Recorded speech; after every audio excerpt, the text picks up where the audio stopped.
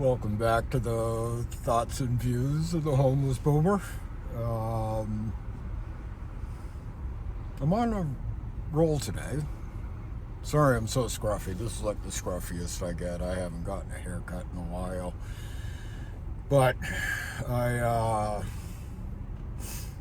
last time I started doing videos, I went and got my haircut and I shaved, and took me a couple of days of procrastinating to get the haircut done, and then another couple of days. So I wasn't going to use it as a tool for procrastination on this one.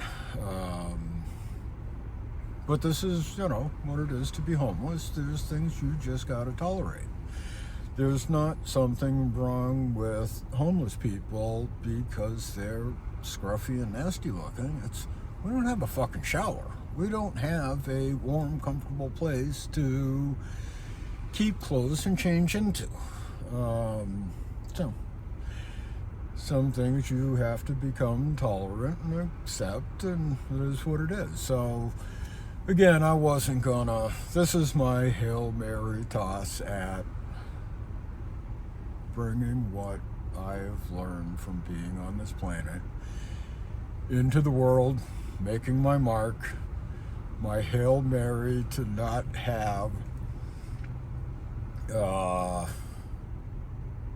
retirement of poverty where I can't care for my son, I can't be an economic example for my son. I'm not sure how you would do that. I'm not an economic asset. Like I said in the last video, I would understand if he never talked about me or brought his mate around me in displaying his economic viability. I'm a liability to his economic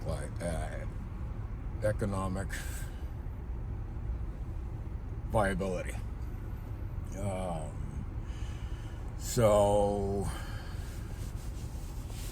not sure where I was going with that. I'm on a roll. Sorry for being scruffy. It's at 65 years old, being the latter half of the boomer generation, the portion of the boomer generation that did not do well, did more like the generation that followed the extremely successful boomers. But it's also like that game of Monopoly that caused all kinds of temper tantrums and angry outbursts and true colors being shown by the luck of the draw. And there was, some true innovation and stepping up and, impressive stories of how people got where they got. But in an era where, in Massachusetts, one of the most liberal states, only state in the Union that voted McGovern, 1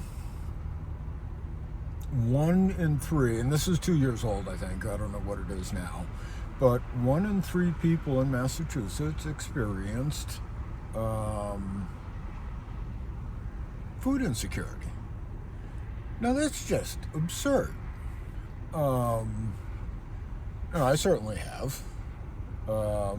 So it's time to, fold up the Monopoly board. Somebody became extremely wealthy and dominated everybody else while they died off one at a time in poverty conditions, sold off everything, and that was the end of the game hours later. Well, it's time to fold up the board. Some people did extremely well. Some people didn't.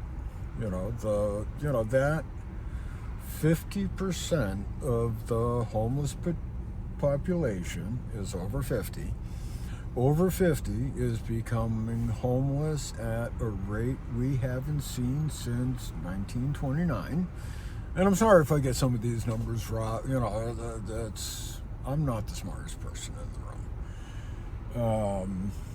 In fact, I've never wanted to be the smartest person in the room. I like people around me that are much smarter and challenge me and get me thinking and opening new perspectives. And yeah, no, you don't use derogatory statements even if you're totally unaware that they're derogatory.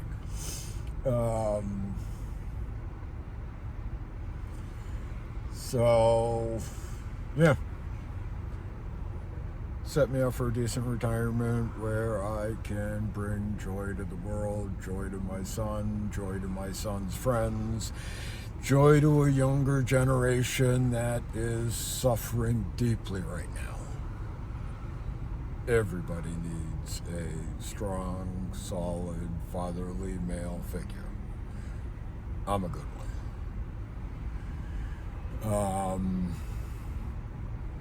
So to do what I want to do, to be able to entertain my son, I've talked about this before, I don't know how to ask for it in the times and speaking of, the thinking, because I used to, I was alive when Reagan ruined everything. He, brought made it illegal to leave somebody to die on the front steps of a hospital because they didn't have documentation or insurance or whatever it was that bill covered. But I listened to Rush Limbaugh. I followed him. I was under the guise of the give the wealthy money. They're the ones that create jobs. No, they're not. You want to create fucking jobs. Give the bottom. Disrupt everything from the bottom up. Just give them money. Give me 10 grand and I will spend it tomorrow. I will put mechanics to work. I will put manufacturers to work.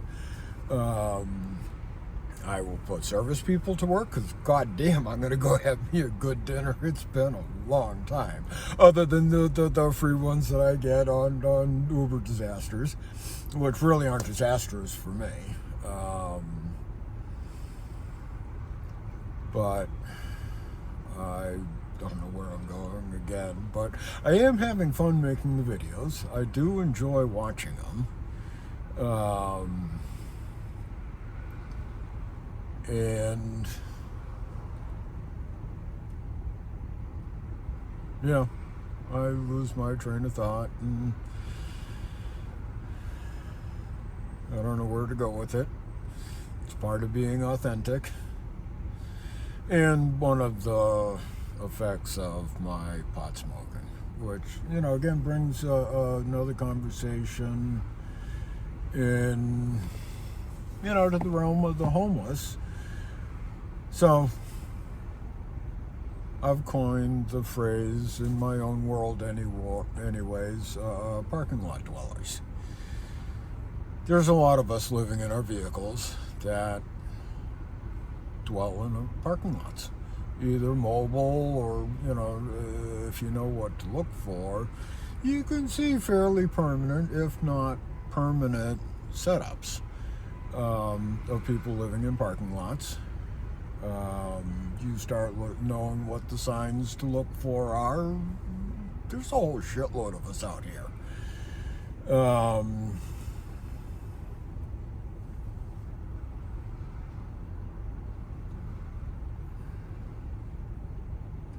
Again, I'm just looking at the world very differently, and how do we shake it up so that the bottom benefits immediately?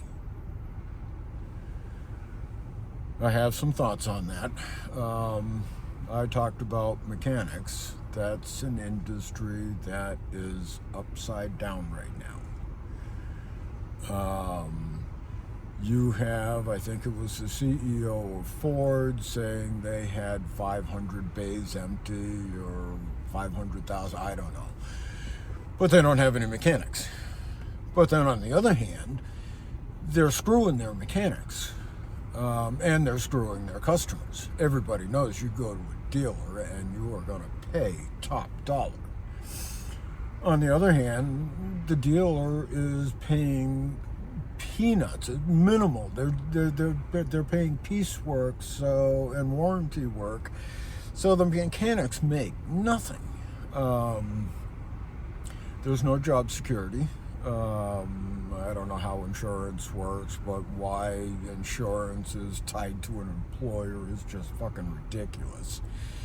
That's one hurdle to go from being an employee to a business owner, is you immediately have to pay 4 times as much for your health insurance. Now you stay with an employee for the security reason, even though it's a dead-end job and it has a 401k that may or may not survive a bankruptcy. You know, why they put pensions as fair game in a bankruptcy, I don't know, for all those people that did the right things and still ended up in poverty through retirement. So where was I? Parking lot dwellers, what I've seen. The number of people that are living in parking lots.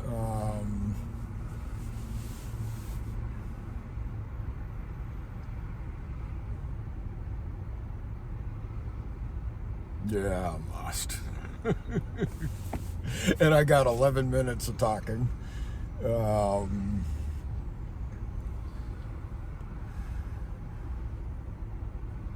yeah. Back to the drugs and the homeless.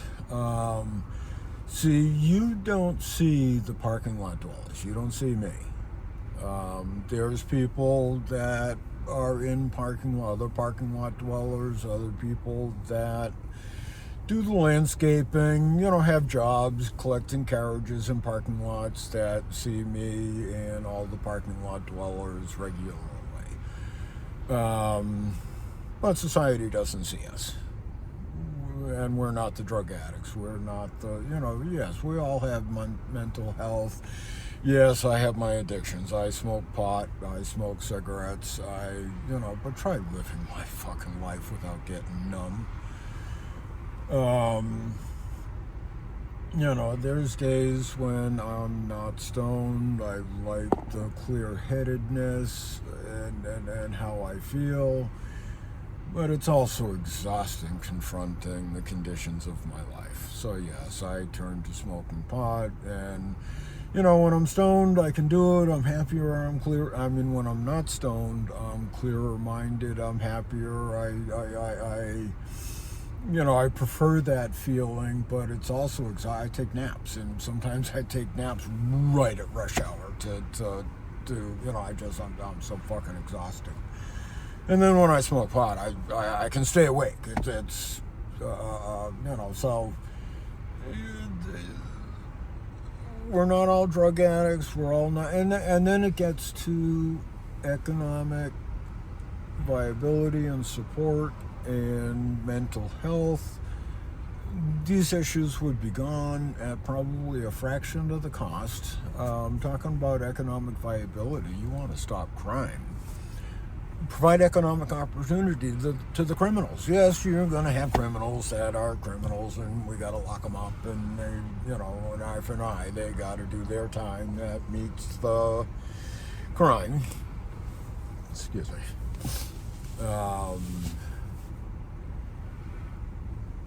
It's the drug addicts that you see that don't have. See, I consider myself middle class homeless because I have a vehicle, and in particular, I have a vehicle, the worst fucking vehicle in the world to be doing food deliveries in, but I have a bed. I get to lay down flat and get a good night's sleep. And you would be surprised at how rock hard the plushes memory foam is when it's cold. And if you see, it molds right to you, and there's no moving it until your body warms it up, and then it's acceptable. I still, like I say, I get a good night's sleep, so I'm middle class homeless.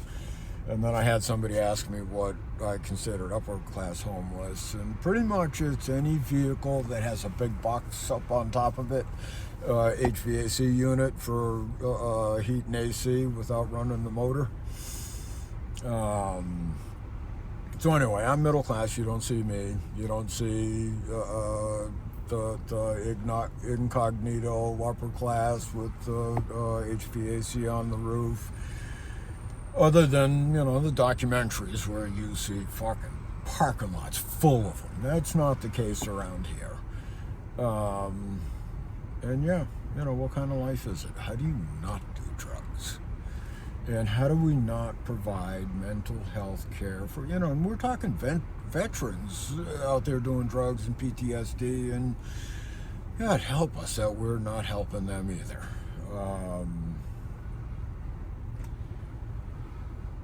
So I don't know where to go for. We're in desperate times.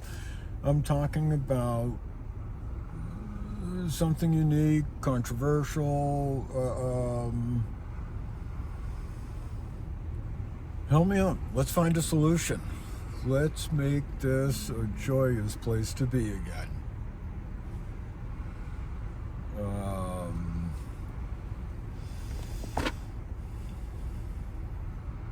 Yeah, I think I'm just going to have to watch this and make another video and see if I can tie these together. And then I have, like a bunch of videos that I've made, my struggles in making a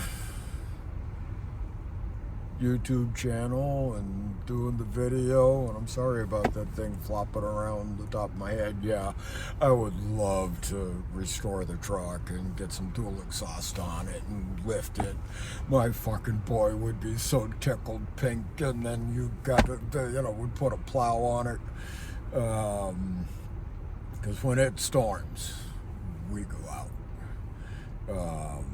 And that's just a good excuse to go bashing in the storm, bashing in the truck in the snow. I got videotapes when he hasn't been able to go doing donuts in the snow so that he just remembers. So, yeah, let's do something unique and different.